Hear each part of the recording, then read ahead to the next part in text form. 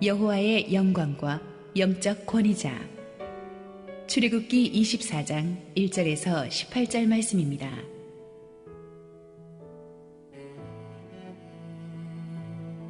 또 모세에게 이르시되 너는 아론과 나답과 아비후와 이스라엘 장로 70명과 함께 여호와께로 올라와 멀리서 경배하고 너 모세만 여호와께 가까이 나아오고 그들은 가까이 나오지 말며 백성은 너와 함께 올라오지 말지니라. 모세가 와서 여호와의 모든 말씀과 그의 모든 율례를 백성에게 전하매 그들이 한 소리로 응답하여 이르되 여호와께서 말씀하신 모든 것을 우리가 준행하리이다.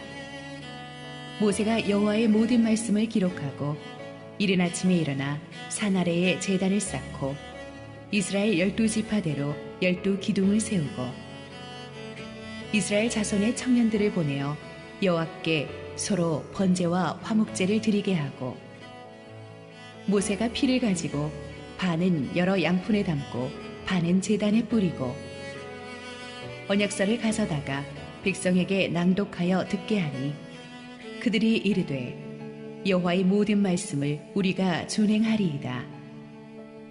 모세가 그 피를 가지고 백성에게 뿌리며 이르되 이는 여호와께서 이 모든 말씀에 대하여 너희와 세우신 언약의 피니라. 모세와 아론과 나답과 아비후와 이스라엘 장로 70인이 올라가서 이스라엘의 하나님을 보니 그의 발 아래에는 청옥을 편듯하고 하늘같이 청명하더라. 하나님이 이스라엘 자손들의 존귀한 자들에게 손을 대지 아니하셨고 그들은 하나님을 뵙고 먹고 마셨더라. 여호와께서 모세에게 이르시되 너는 산에 올라 내게로 와서 거기 있으라. 내가 그들을 가르치도록 내가 율법과 계명을 친히 기록한 돌판을 내게 주리라. 모세가 그의 부하 여호수아와 함께 일어나 모세가 하나님의 산으로 올라가며 장로들에게 이르되 너희는 여기서 우리가 너희에게로 돌아오기까지 기다리라. 아론과 훌이 너희와 함께 하리니 무릇 일이 있는 자는 그들에게로 나아갈지니라 하고 모세가 산에 오르매 구름이 산을 가리며 여호와의 영광이 신의 산 위에 머무르고 구름이 엿새 동안 산을 가리더니 일곱째 날에 여호와께서 구름 가운데서 모세를 부르시니라. 산 위에 여호와의 영광이 이스라엘 자손의 눈에 맹렬한 불같이 보였고 모세는 구름 속으로 들어가서 산 위에 올랐으며 모세가 40일 40야를 산에 있으니라. 할렐루야. 우리 하나님께 감사와 영광의 박수 올려드리겠습니다. 함께 기도하시고 하나님 말씀 보시겠습니다. 사랑하는 아버지, 은혜를 감사합니다. 오늘도 은혜로운 주님의 임재 앞에 나왔으니 주님, 하늘의 음성을 들려 주옵소서. 부족한 우리들은 온전히 주님의 은혜로 덮어 주옵소서. 예수님 이름으로 기도했습니다. 아멘. 지난주에 우리는 이스라엘을 하나님의 백성으로 세우시는 하나님의 법 십계명에 대해서 공부했습니다. 십계명이 인간을 억압하는 하나님의 일방적인 명령이 아니고 오히려 하나님의 백성을 살리고 축복하시려는 하나님의 사랑임을 배웠습니다. 그 출애굽기 20장에 나오는 십계명을 토대로 해서 21장부터 23장까지는 이제 이스라엘 백성들이 지켜야 될 구체적인 하나님의 법, 하나님의 율례를 소개합니다. 노예제도에 관한 법, 사형에 관한 법, 피해 보상, 재산권 침해 관련 법, 소송에 관한 법, 절기에 관한 법들을 이렇게 자세히 다루어 줍니다. 그리고 오늘의 본문인 24장에서는 이런 내용들을 기초로 해서 하나님과 이스라엘 간의 공식적인 언약이 체결되는 것을 볼 수가 있습니다. 3절 7절을 보면 이스라엘 백성들이 모세를 통해 전달된 하나님의 율법을 자기들이 다 지키겠다고 아주 호언장담합니다. 한 목소리로. 그렇지만 그 당시는 전체적으로 분위기가 고조된 상태였기 때문에 군중 심리에 휘말려서 그냥 아무런 생각 없이 그 약속하는 사람들이 대부분이었습니다. 실제로 그들이 얼마 못 가서 바로 그 언약을 깨고 하나님을 불순종하기 시작하죠. 하나님도 그들의 연약함을, 그들의 죄인됨을 아셨기 때문에 이 언약을 지키는 힘을 인간의 의지나 노력이나 결심에 두지 않았습니다. 이 언약을 지키는 힘은 바로 어린 양의 피였습니다. 그래서 이 언약 체결의 중요한 요소가 중에 하나가 피의 희생 제사였습니다. 6절, 7절 읽습니다. 모세가 피를 가지고 반은 여러 양푼에 담고 반은 제단에 뿌리고 언약서를 가져다가 백성에게 낭독하여 듣게 하니 그들이 이르되 여호와의 모든 말씀을 우리가 준행하리이다. 자, 여기서 보세요. 피는 생명을 상징했습니다. 그래서 희생 제사에 있어서 이 피가 필수 요소였어요. 피 흘림의 영적인 기원이 에덴 동산에서 시작되었다는 거 우리가 다시 한번 복습합니다. 아담 이브가 죄를 지어서 타락한 뒤에 하나님께서 동물 가죽옷을 입혀주셨죠. 가죽옷을 만들려면 동물을 죽였겠죠. 무고한 동물의 피를 흘려서 죄를 지은 인간을 덮어주신 것입니다. 그때부터 지금까지 피 흘림이 없이는 죄사함이 없는 거예요.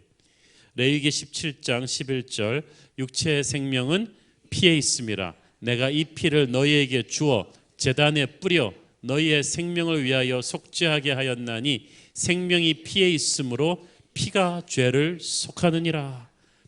이 신학에 가보면 더 강하게 나오죠. 피 흘림이 없이는 죄사함이 없느니라. 그러니까 죄는 우리가 3,000배를 들여서 없어지는 게 아니고 착한 일을 해서 없어지는 게 아니고 시간이 지나서 없어지는 게 아니고 돈으로 값을 치를 수 있는 것이 아니고 오직 피로써 없어지는 거예요. 어린 양의 피로써 없어지는 거예요. 히브리서 9장 13절 염소와 황소의 피와 및 암송아지의 죄를 부정한 자에게 뿌려 그 육체를 정결하게 하여 거룩하게 하거든. 그러니까 구약 시대의 모든 그 희생 제사에 제사장들이 피를 뿌렸어요. 피가 죄를 속하게 하기 때문이. 우슬초로 뿌리는 이 피가 바로 어린 양의 예수 그리스도의 십자가 보혈을 상징했습니다. 대제사장들은 염소와 송아지를 희생제물로 삼아서 피의 제사를 드렸지만 그리스도께서 자신의 육신을 희생제물로 삼아서 피의 속죄 제사를 드렸어요. 어린 양 예수 그리스도의 피는 엄청난 능력이 있습니다. 어떻게 해도 씻어지지 않는 우리의 죄를 주홍같이 붉은 죄를 눈같이 휘게 하고 우리를 영적인 자유인으로 만들어주는 능력이 있는 거예요. 요한일서 1장 7절 그가 빛 가운데 계신 것 같이 우리도 빛 가운데 행하면 우리가 서로 사귐이 있고 그 아들 예수의 피가 우리를 모든 죄에서 깨끗하게 하실 것이요. 연이어서 우리 8절을 한번 읽어보겠습니다.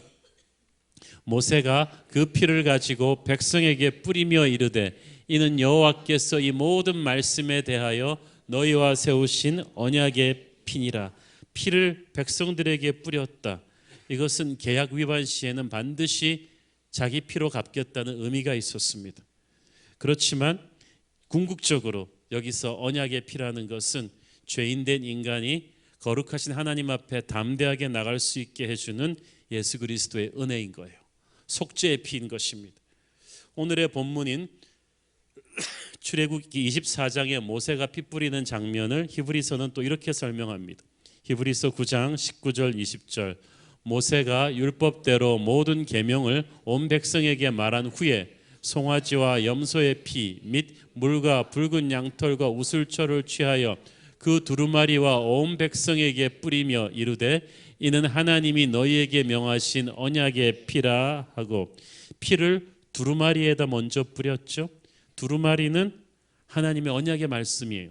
그 언약의 말씀이 적힌 데다 피를 뿌렸어요. 하나님의 말씀이 예수의 피를 뿌려야 돼요. 하나님의 말씀에 힘을 주는 것은 바로 보혈의 능력이에요. 보혈의 능력이 하나님의 말씀을 말씀되게 합니다. 하나님의 말씀을 지식적으로 한다고 다 되는 것이 아니에요. 마귀도 성경 인용하면서 장난질을 치고요. 이단 사이비 그 종파들도 성경 공부하자면서 하나님의 말씀을 감히 자기들이 부분적으로 인용해서 우리를 속여요. 그렇지만 그 모든 것들이 다 예수의 보혈로 씻겨지면은 정리가 되는 것이죠. 우리가 예수의 보혈로 하나님의 말씀을 보면 달라집니다. 보혈로 거듭난 채로 하나님의 말씀을 보면은 말씀에서 은혜의 불이 오죠. 살아있는 레마의 말씀으로 내게 오죠. 그래서 우리가 설교를 준비할 때나 들을 때도 다 예수의 보혈을 통해서 하는 것이 중요합니다. 또 보니까 모세가 피를 반은 제단에 뿌리고 반은 백성들에게 뿌렸다고 했죠. 제단의 피를 통해서 속죄함을 얻음으로 너희는 하나님과 연합이 될 것이다. 피 뿌림을 받은 백성은 이제부터 달라집니다. 우리는 연약해서 넘어지기를 잘하지만 예수의 보혈이 뿌려진 뒤에는 달라진다는 거예요. 하나님을 믿는 하나님의 자녀에게 예수의 보혈이 뿌려져 있습니다. 누구든지 예수님의 언약을 모독하는 자는 예수님의 피를 모독하는 자가 될 것입니다. 그러나 예수님을 사랑하는 자, 예수님 앞에 그 죄를 고백하는 자, 예수님을 순종하는 자는 예수의 보혈이 그 위에 뿌려지고 그는 그 다음부터 어둠의 권세로부터 보호함을 받을 것입니다. 보혈이 그 위에 뿌려진 백성은 영적인 세계에서 달라요. 티가 나요. 천사도 흠모할 것이며 마귀가 두려워하는 존재가 되는 거야. 피의 희생 제사가 이 언약을 언약되게 하는 중요한 요소입니다. 두 번째로 하나님은 이스라엘 대표 지도자들의 예배를 받기 원하셨습니다. 1절 읽습니다. 또 모세에게 이르시되 너는 아론과 나답과 아비후와 이스라엘 장로 70명과 함께 여호와께로 올라와 멀리서 경배하고. 하나님께서 모세의 형 아론하고 아론의 아들 나답과 아비후까지 부르셨어요. 아론은 레위 지파의 수장으로서 이제 제사장의 직분을 이어갈 사람들이요. 나답과 아비후는 첫째 둘째 아들이니까 그 직을 승계하겠죠. 하나님께서는 차세대 지도자들까지 다 와서 예배를 체험하기 원하셨어요. 또 13절에 보면은 모세 후계자가 될 여호수아도 와서 예배를 드립니다. 그래서 다음 세대 영적 지도자들이 이 은혜와 예배의 사람이 되기를 원하셨어요. 그리고 70 장로들도 또 같이 불러서 예배의 자리로 나오게 하셨어요. 중요한 건 하나님이 이들을 다 초대하셨다는 것입니다. 예배는 우리가 시작한 게 아니라 하나님이 주도하신 거예요. 하나님이 이끌지 않았으면 여러분 이 자리에 올 수가 없었어요. 우리는 황송하게도 존귀하신 하나님의 초대를 받고 이 자리에 왔습니다. 예배는 우리 수준으로 하나님을 끌어내리는 것이 아니라 하나님이 하나님 수준으로 우리를 성령으로 리프트하시는 거, 올려주시는 거예요. 우리 수준으로 살면 재미 하나도 없어요. 하나님 수준으로 가야 돼요. 존귀하신 주님께서 우리를 하늘의 감동으로 데려가십니다. 그래서 우리는 예배 전과 후를 도대체 예측할 수가 없는 거예요. 하나님께서 이스라엘 대표 지도자들의 예배를 받으시면서 세 가지 예배를 받으십니다. 첫째는 항복의 예배, 둘째는 거룩과 순결의 예배, 세 번째는 잔치의 예배를 받으십니다. 하나님께서 첫째 항복의 예배를 받으셨다. 하나님께서는 장로들이 멀리서 경배하게 하셨습니다. 경배한다는 것은 항복한다는 뜻이에요. 예배의 기본은 항복입니다. 내가 죽는 것입니다. 예배는 세미나가 아니고 콘서트가 아닙니다. 내가 구경하는 게 아니에요. 여기서 항복이라는 단어는 전쟁에서 진 자가 이긴 자에게 완전히 무릎 꿇는 것입니다. 하나님과 내가 협력해서 뭘 해보자 그런 교만한 자세로는 예배가 안 돼요. 나의 자존심과 교만과 분노와 생각과 더러움을 다 주님의 십자가 앞에서 죽여버린 사람, 항복한 사람만이 예배자가 되는 것입니다. 예배에는 재물이 있어야 하는데 재물은 바로 내 자신이에요. 재물은 죽어야 올라갑니다. 제단에. 살아있는 재물은 돌아다닐 수가 없어요. 내 옛사람이 죽어야 진짜 예배가 시작됩니다. 요한계시록에서도 보면 어린 양의 보좌 앞에 24 장로들이 엎드려 경배했다고 돼 있죠. 그것은 최고의 복종과 경외함을 나타내는 표현입니다. 자신이 죽으면서 자신의 삶의 주도권을 주님께 내어드리는 것입니다. 그것이 예배입니다. 두 번째로 하나님은 거룩과 순결의 예배를 받기 원하셨어요. 10절 읽습니다. 이스라엘의 하나님을 보니 그의 발 아래는 청옥을 편듯 하고 하늘같이 청명하더라. 여기서 이스라엘의 하나님을 보았다고 할 때 직접 하나님을 직시한 것이 아니고 하나님의 영광스러운 임재를 체험했다고 보는 것이 옳습니다. 어떤 세상의 화려함도 어떤 제왕의 찬란함도 감히 흉내낼 수 없는 하늘의 영광을 체험했습니다. 이 주님의 영광을 체험하면 엄청난 감동이 옵니다. 인생이 변합니다. 이걸 설명은 하기 힘들어요. 부흥회가 얼마나 좋았는지 안 가본 사람한테 설명하기 무지 힘들죠. 그냥 그 자리에 있었는지 안 있었는지의 차이예요. 주님의 영광도 그런 거예요. 체험한 사람은 알아요. 거룩한 충격이 내 온 영혼을 뒤덮죠. 창자가 떨리고 입술이 흔들리고 내 삶에 지진이 일어나는, 정말 세상과 나는 다 한 곳이 없고 구속한 주님만 보이는 그런 엄청난 감동이 있죠. 그분 앞에 무릎 꿇고 울면서 내 자신을 드리는 그런 역사가 일어나는데, 그 영광의 주님이 지금 여기 계신 줄 믿습니다. 우리가 영안이 안 열려서 보이지 못할 뿐이지 영의 눈을 뜨면 그분의 영광이 보입니다. 그분은 여기서 우리의 찬송과 경배를 받으시는 분입니다. 사람은 자기가 바라보는 대상을 닮아가게 돼 있어요. 항상 주님을 생각하고 주님을 바라보십시오. 그러면 여러분도 모르는 사이에 주님을 닮아가게 될 것입니다. 고린도후서 3장 18절, 우리가 다 수건을 벗은 얼굴로 거울을 보는 것 같이 주의 영광을 보매 그와 같은 형상으로 변화하여 영광에서 영광에 이르니 곧 주의 영으로 말미암음이니라. 아멘. 본문에 보니까 하나님의 발 아래가 청옥빛과 하늘빛 같이 청명했다고 돼 있는데, 여기서 조금 자세한 표현이 요한계시록에 나옵니다. 계시록 4장 6절, 보좌 앞에 수정과 같은 유리바다가 있고 보좌 가운데와 보좌 주위에 네 생물이 있는데 앞뒤에 눈들이 가득하더라.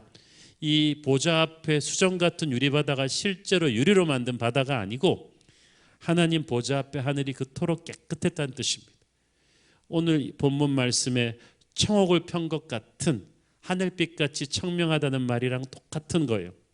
이것은 도저히 말로 설명할 수 없는 하나님의 깨끗하심, 하나님의 거룩하심을 보여줍니다. 우리가 인간의 권력은요, 권력의 심장부로 갈수록 더럽고 복잡하고 추합니다. 너무 알면 더 실망합니다. 세상에 오염된 것, 부정된 것들이 그 권력자의 주위에 다 있어요. 그러나 하나님은 아니세요. 그분의 권위 앞에 가까이 가면 갈수록 그분은 순전하시고 깨끗하십니다.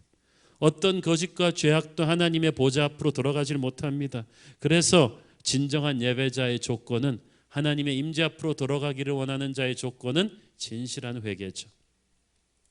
공항에서 비행기 탈 때 금속 탐지기에 걸리는 것은 다 놓고 가야 하듯이, 거룩하신 하나님의 임재 앞에 들어갈 자격을 받은 하나님의 자녀들도 우리가 세상에서 픽업한 죄의 잔재들은 다 놓고 들어가야 돼요. 이것을 필터시키는 것이 바로 그리스도의 보혈입니다. 그래서 참된 회개를 하면서 그리스도의 보혈을 통과해야 우리는 하나님이 받으시는 예배를 드릴 수가 있는 거예요. 예배는 내가 드렸다고 끝나는 게 아니라 하나님이 받으셔야 완성되죠. 하나님은 거룩한 자의 예배를 받으세요. 우리는 어떻게 예배했는가를 생각하는데 하나님은 예배하는 네가 누구냐를 보십니다. 너는 보혈을 통과했느냐? 우리가 오늘 준비 찬송할 때 불렀듯이 예수 십자가의 보혈로 그대는 씻기어 있는가? 더러운 죄 회개하는 능력을 그대는 참 무지하고 있는가? 회개하면 예수의 보혈이 여러분을 깨끗하게 합니다. 그러면 단 1시간을 들여도 보혈로 회개한 사람의 예배는 하나님의 마음을 사로잡는 것입니다. 세 번째 예배는 하나님은 잔치의 예배를 받으십니다. 11절 읽습니다. 하나님이 이스라엘 자손들의 존귀한 자들에게 손을 대지 아니하셨고 그들은 하나님을 뵙고 먹고 마셨더라. 여기서 손을 대지 않으셨다는 말은 죽이지 않으셨다는 뜻이에요.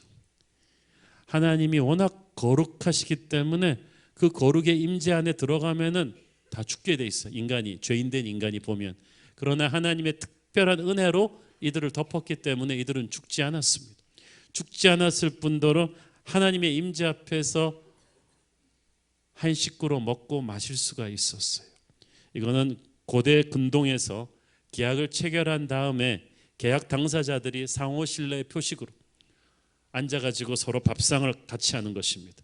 이제 서로 한 몸이 되었으니까 한 식구니까 풍성한 잔치를 벌이는 거예요. 이것은 우리가 이제 하나님의 가족으로 격상된 거예요. 하나님의 잔치상에 동참하게 되는 이것이 엄청난 특권입니다. 자, 여러분 보세요. 언약 체결에서 피의 희생 제사를 통해서 예수의 보혈을 통해서 우리는 하나님의 임재 앞으로 들어온 예배자가 되었죠. 예수의 보혈을 통해서 하나님과 화목하게 된 뒤에 이제 형제들끼리 한 밥상 공동체를 나눈다. 이것이 성만찬의 상징입니다. 예배가 그런 거예요. 하나님의 아들의 보혈로 구원받은 백성들이 하나님과 화목하게 된 뒤에 형제 자매들이 함께 축제를 벌이는 것입니다. 밥상을 나누면서. 그래서 예배는 축제인 거예요. 잔치인 거예요. 이 하나님의 임재 앞에서 이 잔치상에 모여 앉는 것이 영적인 전쟁에서는 엄청난 의미가 있어요. 시편 23편 5절 말씀, 주께서 내 원수의 목전에서 내게 상을 차려주시고 기름은 내 머리에 부으셨으니 내 잔이 넘치나이다. 할렐루야. 내 원수의 목전에서, 쉽게 말해서 내 원수도로 보라고, 보고 기죽으라고, 보고 압도당하라고, 보고 전의를 상실하라고 하나님께서 잔치상에 나를 참여시킨 것입니다. 나를 해하려는 원수 마귀들이 오다가 나를 딱 보고 하나님의 잔치상에 앉아있는 걸 보고 기가 꺾이는 거. 아, 다 죽여놓은 줄 알았더니 하나님의 잔치상에 앉아있구나. 우리가 이젠 더 이상 저를 건드리지 못하겠구나. 하나님이 이거를 축복하시는구나. 기름 부으시는구나. 부흥을 주시는구나. 기쁨과 능력이 가득하구나. 원수들이 물러가는 거야. 우리가 은혜와 예배의 잔치상 앞에서 나와 있을 때 우리는 원수를 물리치게 되는 거예요. 하나님께서 우리에게 지금 이 은혜의 잔치상을 차려주고 계십니다. 겨울 부흥회는 은혜의 잔치상이었어요. 특세 40일이 날마다 은혜의 잔치상이 될 것이고 지금 이 순간이 그렇습니다. 지금 이 순간에 여러분이 은혜의 잔치상에 참여하고 있을 때 여러분의 두고 온 가정과 회사의 안녕을 걱정하지 마세요. 마귀들이 물러가고 있을 거예요. 왜냐하면 여러분이 하나님의 은혜의 잔치상에 나와 있거든요. 하나님이 여러분을 존귀한 자로 기름 부어주고 계시군요. 이 순간에 마귀가 전의를 상실했어요. 자, 피의 희생 제사가 필요했고 대표자들의 예배가 필요했고 또 이 언약에 중요한 것이 중보자가 필요합니다. 2절 읽습니다. 너 모세만 여호와께 가까이 나오고 그들은 가까이 나오지 말며 백성은 너와 함께 올라오지 말지니라. 아멘. 하나님도 사람 차별하시죠? 누가 인생이 공평하다고 그랬어요. 하나님께서 이 모세라는 중보자를 통해서 백성과 만나십니다. 중보자는 브릿지예요. 그렇죠? 언약에는 중보자가 반드시 필요했습니다. 이 모세의 역할을 또 나중에는 대제사장들이 대신하죠.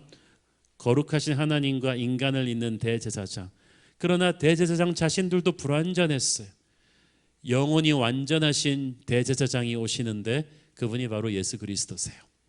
히브리서 4장 14절, 그러므로 우리에게 큰 대제사장이 계시니 승천하시니 곧 하나님의 아들 예수시라.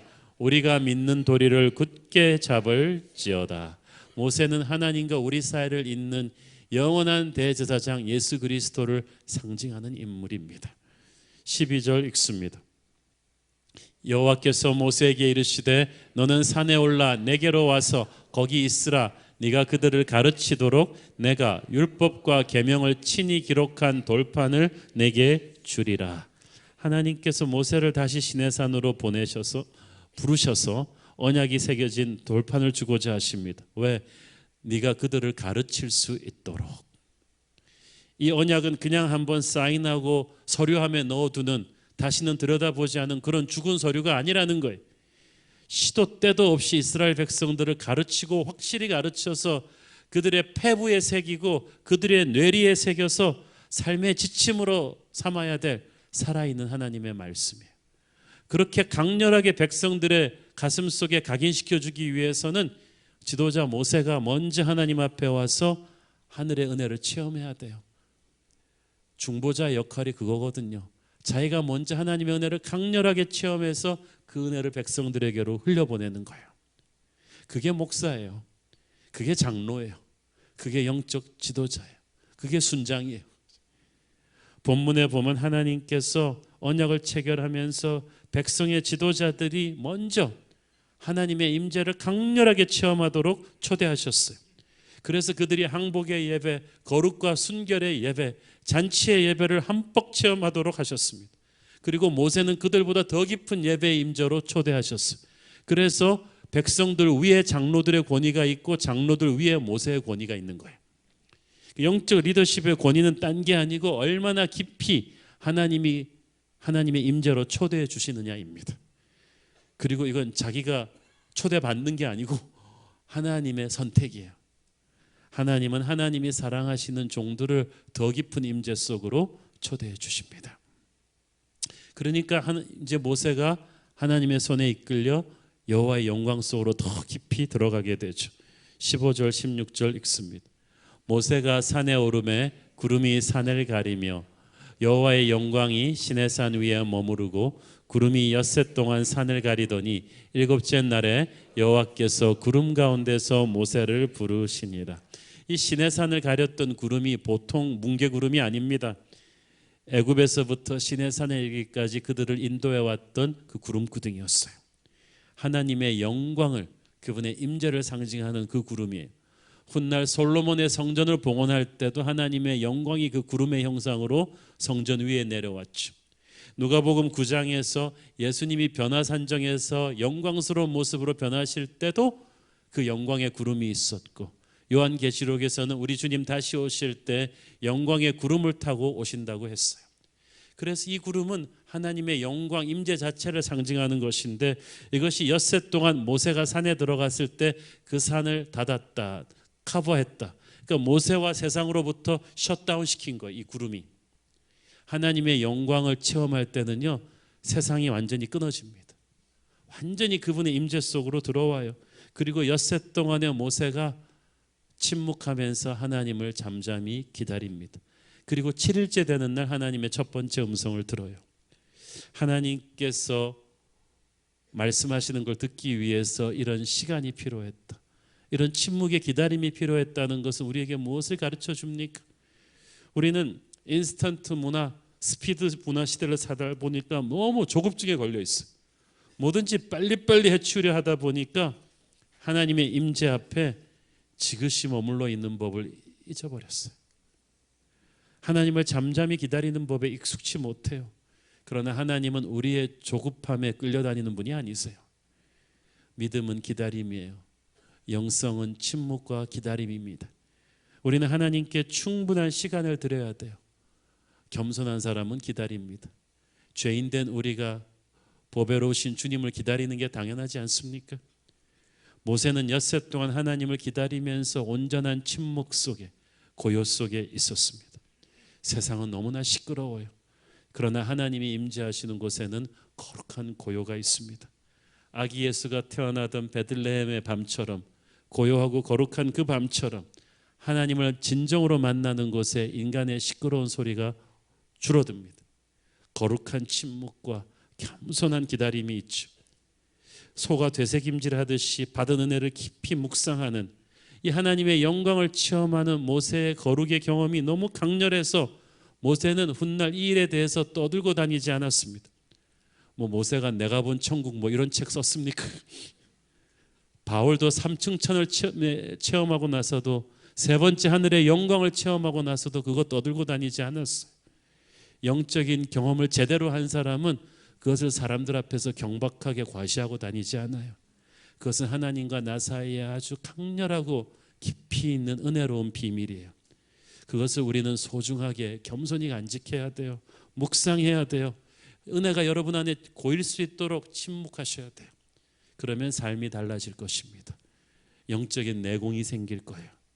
그런데 요즘 종종 자유로움이라는 미명하에 영적으로 사람들이 너무 교회 안에서 건방져졌어요. 경박해졌어요. 그래가지고 자기가 하나님의 환상을 들었다, 음성을 들었다, 이것이 이 시대를 향한 계시다 그러면서 떠들고 다니는 분들이 너무 많은데, 그것은 하나님의 강렬한 영광을 제대로 체험하지 못했기 때문이에요. 경건한 침묵을 배우지 못했어요. 하나님은 사랑이시지만 동시에 거룩이십니다. 우리는 하나님을 두려워할 줄 알아야 돼요. 그의 임재 앞에 잠잠할 줄을 알아야 돼요. 겸손한 침묵. 18절 읽습니다. 모세는 구름 속으로 들어가서 산 위에 올랐으며 모세가 40일 40야를 산에 있는 일이며. 자, 40일 밤낮을 있으면서 핵심은 모세가 이제 금식하면서 하나님과 깊은 교제를 합니다. 그리고 십계명 돌판을 받아옵니다. 사실 십계명 돌판 받는 것만 중요했으면 그냥 첫날 받아올 수도 있었지만 중요한 건 일이 아니라 하나님과의 교제였어요. 지금도 하나님은 그러십니다. 우리는 사역을 할 수 있는 힘을 달라고 자꾸 하나님께 이야기하는데 하나님은 사역 자체보다 우리와 교제를 원하세요. 40일이 중요한 게 아니에요. 어떤 분들은 한국에서 한때 이 40일 금식 기도를 갖다가 마치 영웅적인 트레이드 마크처럼 교회에서 써가지고 모든 사람을, 목사님들도 보면 40일 한 사람과 그렇지 않은 사람으로 나눠가지고 안 한 사람은 마치 영험하지 못한 사람처럼. 그렇지 않아요. 하시면 좋겠지만 40일이라는 시간을 모세가 정한 게 아니라 하나님이 정하신 거예요. 그리고 이건 하나님이 부르셔서 간 거지 모세가 결심하고 득도하러 들어간 것이 아닙니다. 예배는 하나님의 초대거든요. 중요한 건 40일을 했다는 것이 아니라 하나님에게 너무 집중했다는 거죠. 그분과의 깊은 교제로 들어간 게 중요합니다. 이 시내산의 깊은 예배 후에 모세가 달라졌어요. 그전에도 그에게 권위가 있었지만 그 다음부터 시내산의 영광을 체험하고 난 뒤에는 모세가 또 다른 차원으로 점프하게 됩니다. 모세뿐 아니라 70장로들도 달라졌을 것입니다. 예배자에게는 하나님의 영광이 전염되고 하나님의 권위가 위임됩니다. 그들도 영광의 주님을 닮아가기 시작했을 것입니다. 모세는 황량한 광야 속에서 시내산 속에서 하나님만 바라보았어요. 예배는 세상을 셧다운 시키고 하나님만 바라보는 거예요. 몰입하는 것입니다. 그러면 그 하나님을 닮아갑니다. 인간은 자기가 몰입하고 예배하는 대상을 닮아가게 돼 있습니다. 소를 숭배하는 나라 가보면요, 국민들이 하는 짓이 다 소 같고요. 고양이를 신으로 섬기는 그 마을에 가보면 사람들이 전부 다 눈이 고양이 같아요. 무엇을 예배하느냐? 그것이 우리를 결정하는 거예요. 우리가 하나님의 영광을 예배하면 그분의 임재 안에 깊이 들어가려고 엎드려 있으면 어느 순간에서부터 주님의 거룩이, 주님의 영광이 우리에게 전염됩니다. 나가서 내가 하루에 몇 시간 기도한다고 그러고 말아가 다닐 필요도 없어요.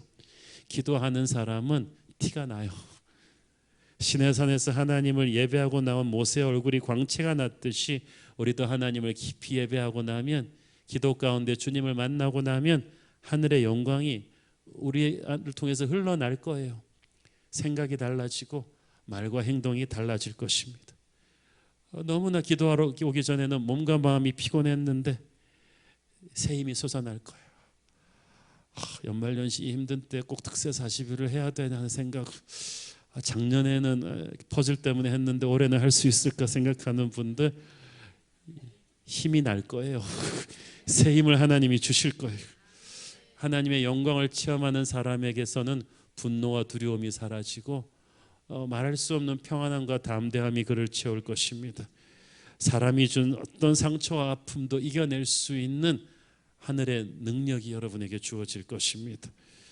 보좌에 앉으신 주님의 영광을 체험한 사람은 어떤 복잡하고 힘든 현실의 아픔도 뚫고 나갈 수가 있어요. 길이 보이지 않는 분, 하나님의 영광 속에 길이 있는 줄 믿습니다. 우리가 예배를 통해 하나님의 영광을 체험하고 나면 이 모진 세상을 이길 수 있는 새 힘을 주십니다. 그러므로 인생이 힘들고 어려울수록, 내 삶이 침체기에 빠졌으면 빠졌을수록 뚫고 나오는 가장 확실한 길은 하나님을 바라보는 것입니다. 예배의 감격을 회복하는 거예요. 그러면 하나님의 영광이 여러분을 끌어올릴 것입니다. 여러분의 육체의 피곤함을 깨고 여러분의 영을 살리실 것이고, 사랑하는 자여 네 영혼이 잘됨 같이 네가 범사에 잘되기를 내가 간구하노라. 현실을 외면하라는 건 아닙니다. 문제를 보지 말라는 건 아닙니다. 그러나 문제보다 더 크신 하나님을 보고 문제를 보라는 거예요. 그러면 어떤 문제도 우리는 넉넉히 이길 것입니다. 절망이 여러분을 누를 때마다 우리는 더욱 소망의 하나님을 예배해야 합니다. 기도의 자리로 나가야 되는 거예요. 지난주 당회에서 장로님들과 함께 겨울 부흥의 은혜를 나누는 시간을 가졌는데 그때 한 장로님이 하신 말씀이 제 기억에 남습니다. 참 새로운 교회는 좋은 곳입니다. 요즘 나라 사정이 너무 말이 아닌데도 세상이 너무 시끄러운데도 교회 안에만 들어오면 이렇게 은혜로우니 이렇게 기쁨이 있고 하나님의 임재가 가득하니 우리 새로운 교회는 참 좋은 곳이라는 것입니다. 그렇습니다. 폭풍이 아무리 무서워도 그 폭풍의 한가운데 허리케인의 눈은 고요합니다. 세상이 아무리 시끄럽고 어지러워도 세상 한가운데에서 우리는 이 교회 안에서 하나님의 영광을 체험합니다. 그러면 세상이 우리를 흔들 수 없습니다.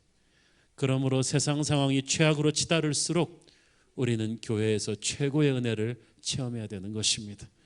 이제 2주 후인 12월 31일 우리 토요일 특별 새벽기도 시작될 때 이 기간 동안에 우리가 세상을 이기는 하나님의 영광을 흠뻑 체험하기를 축원합니다. 끝으로 저는 오늘의 말씀에서 하나님의 영광과 영적 권위라는 주제를 깊이 묵상하게 되었습니다. 하나님은 무엇보다도 모세와 이스라엘의 70 장로들이 하나님의 영광을 함께 체험하는 예배자가 되기를 원하셨어요. 그리고 그것이 그들의 영적 권위를 만들어 주었어요. 이것이 오늘날 교회의 영적 지도자들에게도 적용돼야 되지 않겠습니까? 제가 이걸 보면서 다시 느낀 게 있습니다. 내가 우리 장로님들이랑 기도의 자리를 더 많이 나가야겠구나. 우리 목사님들하고 기도의 자리에 더 많이 나가야겠구나. 그게 영적 권위거든요. 말씀과 기도의 자리에 오래 머무르는 사람들, 그래서 하나님의 영광을 깊이 체험한 사람들에게는요, 애쓰지 않아도 하나님이 영적 권위를 세워 주십니다. 그는 자기의 나이나 직분 내세우지 않아요. 정치적인 술수를 쓰면서 내 사람 만들지도 않아요. 화내지도 않고 목소리 높이지도 않고 말도 많이 하지 않는데 그가 말하면 신뢰성가 생겨요. 왜냐하면 하나님이 주는 영적 권위거든요. A.W. 토저가 말한 대로 Listen to the man who listens to God. 하나님의 말을 듣는 그 사람 말을 들어라. 그러므로 영적 권위를 갖고 싶다면 더 많은 시간을 하나님의 임재 앞에 머무르십시오. 지금 우리는 모든 권위가 무너지는 시대에 살고 있습니다. 대통령의 권위, 부모의 권위, 사장의 권위, 어른의 권위가 송두리째 사방에서 무너지고 있어요. 하나님을 경외하는 마음을 버렸기 때문이에요. 해법은 딱 하나, 권위자들이 다시 하나님 앞으로 돌아가는 것뿐입니다. 특히 교회의 권위자들, 우리 목회자들, 장로님들, 재직, 순장님들이 다시 주님의 임재 앞으로 깊이 엎드리는 게 필요합니다. 그러면 하나님이 우리에게 영적 권위를 입혀주실 거예요. 그리고 그게 진짜 권위예요. 주님, 우리가 날마다 주님의 영광을 보는 예배자가 되게 하여 주시옵소서. 기도하겠습니다. 사랑하는 아버지, 은혜를 감사합니다. 오늘도 주님이 영광으로 이 자리에 임재하고 계시거늘 우리가 영의 눈을 뜨지 못하여 보지 못했음을 회개합니다. 내 눈을 들어 예수의 보혈을 통해 주의 영광을 보게 하옵소서. 예수님 이름으로 기도했습니다. 아멘.